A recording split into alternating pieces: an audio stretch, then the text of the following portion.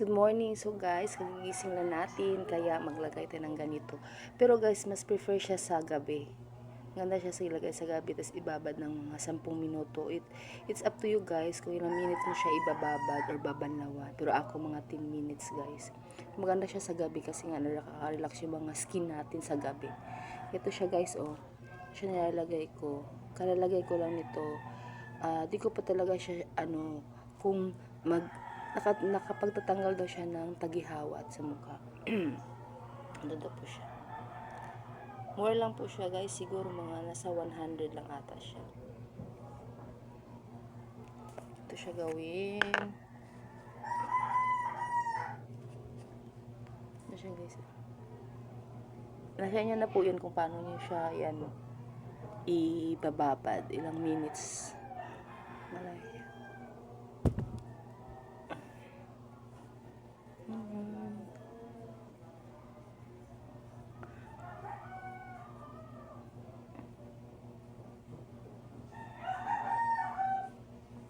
Sa may mga maraming tagihawat, pwede po to siya. Pwede po to siyang palagay sa mga maraming tagihawat dyan, sa problema ng mga pimples nila na hindi matatanggal. So, try nyo po to. Ito po siya. Search nyo lang po. It's either Shopee or TikTok. Siguro meron to siya.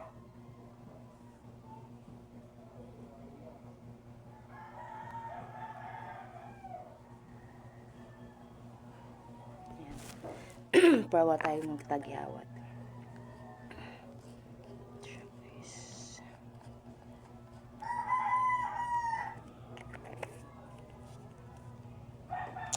Babad natin for 10 minutes or 5 minutes. It's up to you guys kung paano mo siya, ilang minuto nyo po siya ibabanlawan.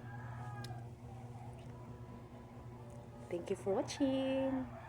Kita kits.